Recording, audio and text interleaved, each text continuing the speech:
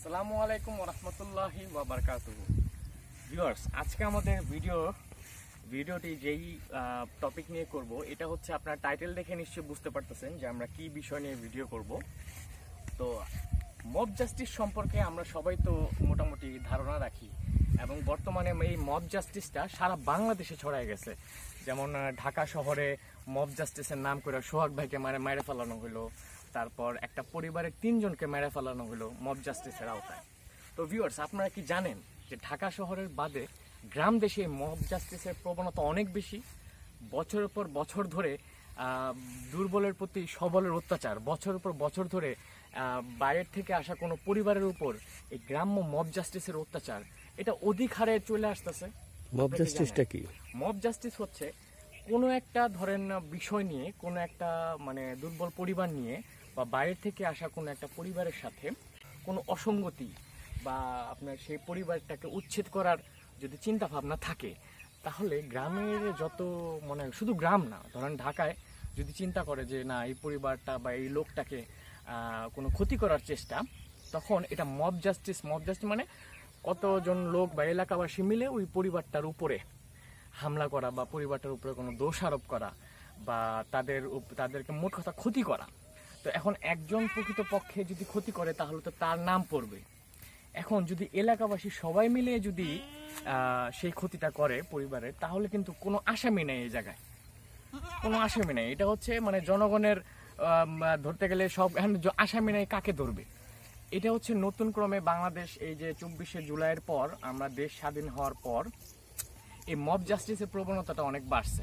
24শে জুলাই মানে এই যে গত বছর আপনার যে অভ্যুত্থানটা হইলো, ছাত্র জনতার যে অভ্যুত্থানটা হইলো, এটা হওয়ার পর এই প্রবণতাটা গ্রাম দেশে বহুত বছর ধরেই কিন্তু চলতেছে, যেটা হয়তো বা আমরা কেউ দেখি না, কারণ গ্রামে সুযোগ সুবিধা নাই, নেট নাই, হ্যাঁ, আর এইসব তথ্যগুলো আমাদের চোখে আসে না। আমাদের চোখে শুধু ঢাকা শহরের তথ্যগুলোই আসে, যে ঢাকা শহরে মব জাস্টিসের মানে একটা মব জাস্টিস করে কোনো একটা কেউর উপরে আক্রমণ করা, কোনো পরিবারের উপর আক্রমণ করা, এটা হচ্ছে আপনার ঢাকা শহরে আমরা বেশি দেখি। কারণ ঢাকা শহরে নেটের অনলাইন আছে, আশেপাশে মানে মোবাইল আছে সবার কাছে, সবাই সচেতন, কিন্তু গ্রাম দেশে সবাই সচেতন না। যেমন আপনি যদি একটু এই সাইডে দেখান, ক্যামেরাটা একটু ওই সাইডে করেন, ওই সাইডে অনেক মানে ওই যমুনার পার ভাঙা মানুষের বসবাস ওই সাইডে। ওইখানে ওই চৌহালির মানুষ বলে, ওই সাইডের মানুষ যারা থাকে চৌহালি, তারা এখানকার স্থানীয় না। এখানকার ধরতে গেলে কেউই স্থানীয় না। এখানকার ধরেন 100-150 বছর আগে এখানকার যে বাড়িঘর জমি জমা দেখতেছেন, এখানকার মানে মোটামুটি 100 বছর আগে নদী ছিল, পুরোটাই নদী ছিল। তো সবাই মূলত কেউ 10 দিন আগে আসছে, কেউ 10 দিন পরে আসছে, তা আমরা হয়তো কয়েক বছর আগে আসছি। তো ওইখানে যে আমি যে চৌহালি পরিবারের কথাটা বললাম, এখানে অনেকগুলো পরিবার থাকে। এই পরিবারগুলো মব জাস্টিসে আক্রান্ত, গ্রাম্য মব জাস্টিসে, গ্রাম্য ভিলেজ পলিটিক্সে আক্রান্ত।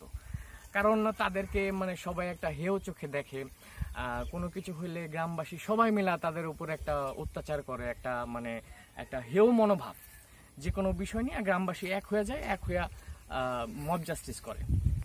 তো ভিউয়ার্স, আজকে আমাদের ভিডিওর করার মূল কারণ হচ্ছে আমরা হচ্ছে আমাদের বিগত ভিডিওগুলাই দেখবেন যে আমরা কিন্তু এখানকার না, আমরা ঢাকার স্থানীয় একটি পরিবার।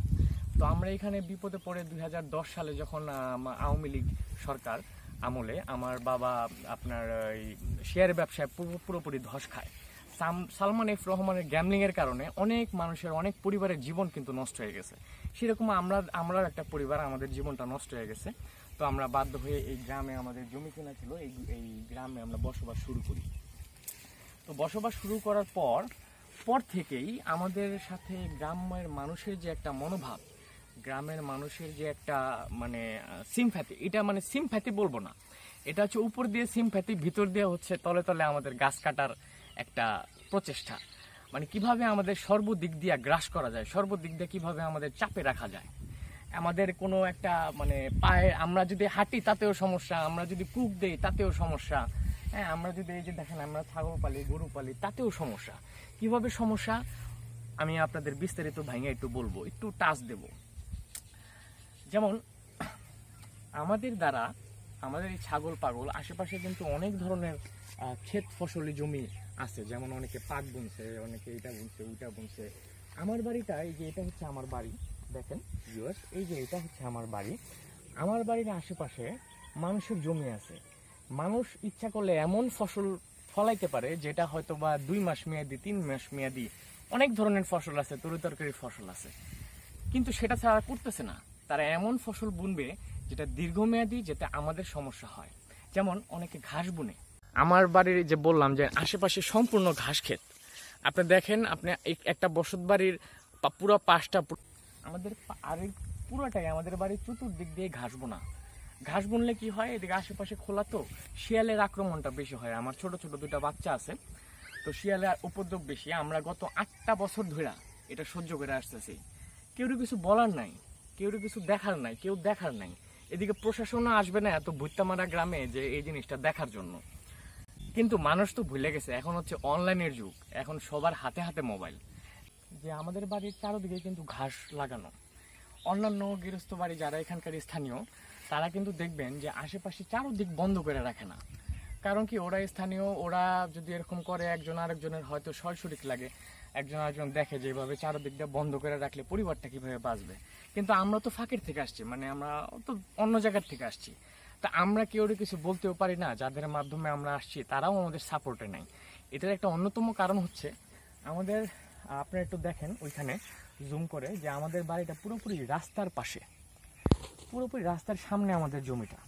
গ্রামবাসীর জন্য এই জমিটা একটা ভাইটাল একটা জমি, কিন্তু হয়তো আমাদের জন্য না, ঢাকাবাসীর জন্য না, কিন্তু গ্রামবাসীর জন্য ভাইটাল একটা জমি। এখান দিয়ে একটা ব্রিজ হবে, তখন এই আমাদের এই যে জমিটা রাস্তার সামনের জমি অনেক দাম, মানে তখন অনেক দাম হয়ে যাবে। এখনো মোটামুটি ভালো দাম আছে।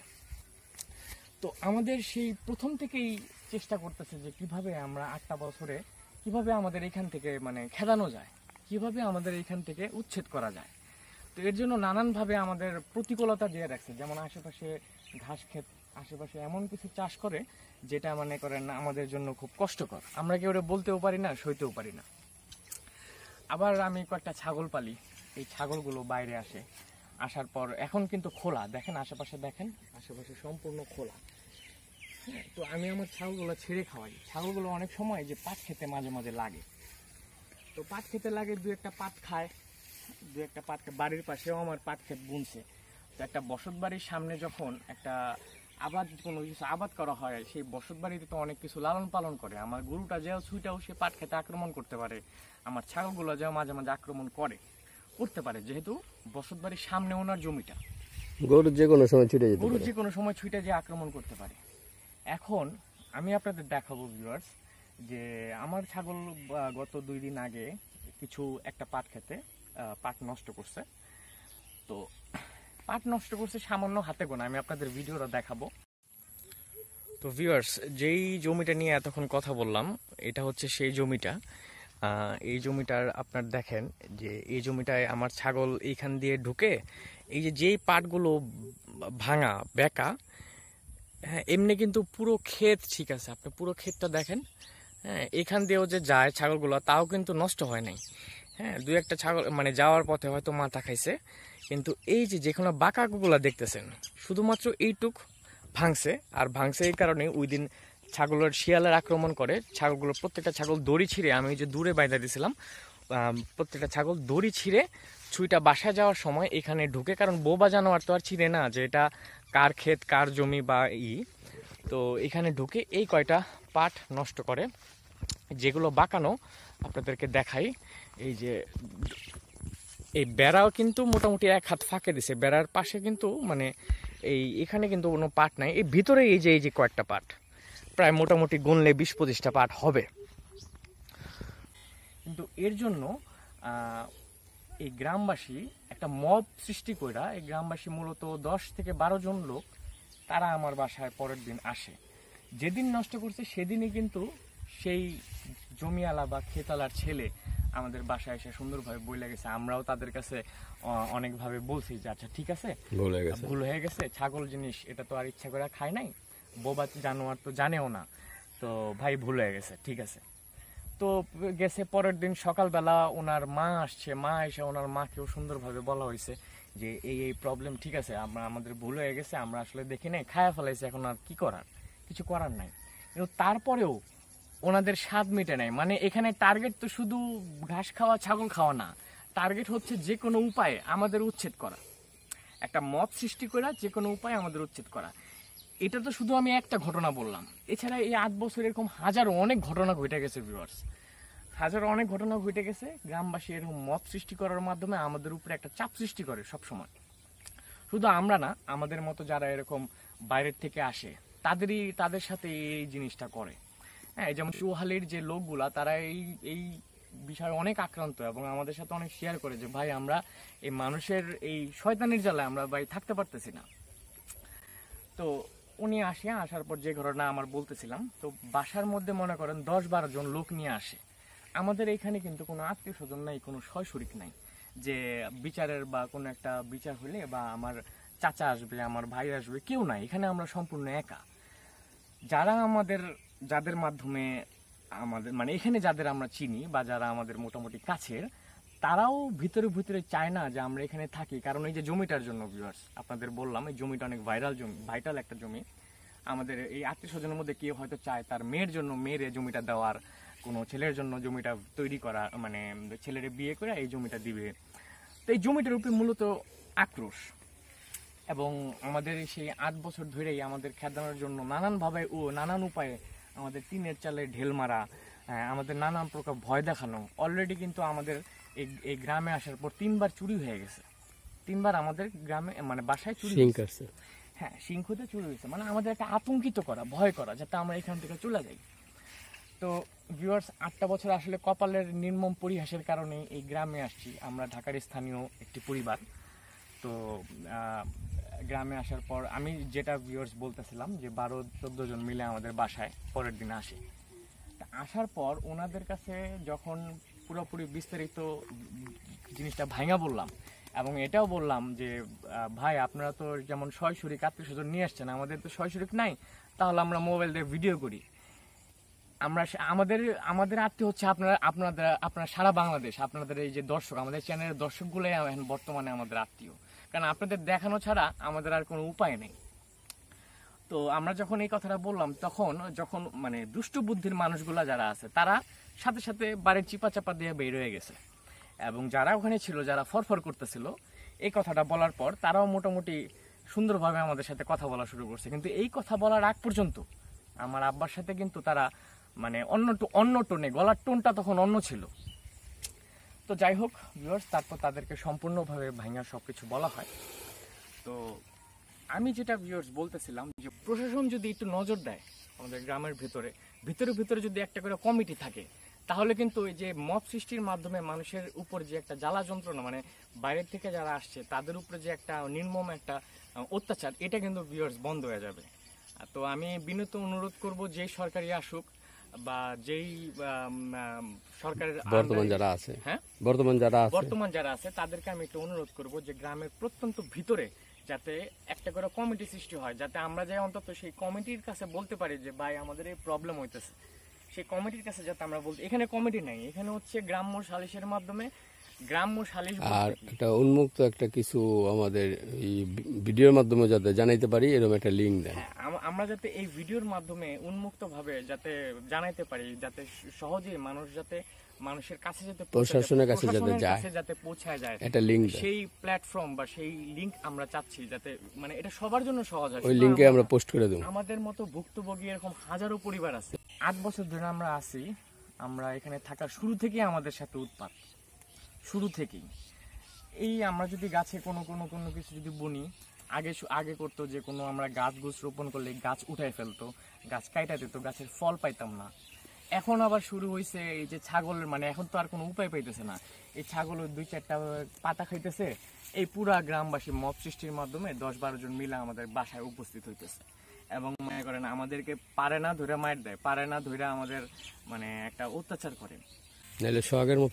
ঢাকা শহরে কিন্তু আপনার আওয়ামী লীগ যারা আছে, আওয়ামী লীগের কেন্দ্রীয় যারা আছে মোটামুটি তাদেরকে সবাই চিনে, কিন্তু গ্রামেও তো আওয়ামী লীগ আছে, গ্রামের মেম্বার চেয়ারম্যান সব থেকে শুরু করে সব আওয়ামী লীগের দোষক।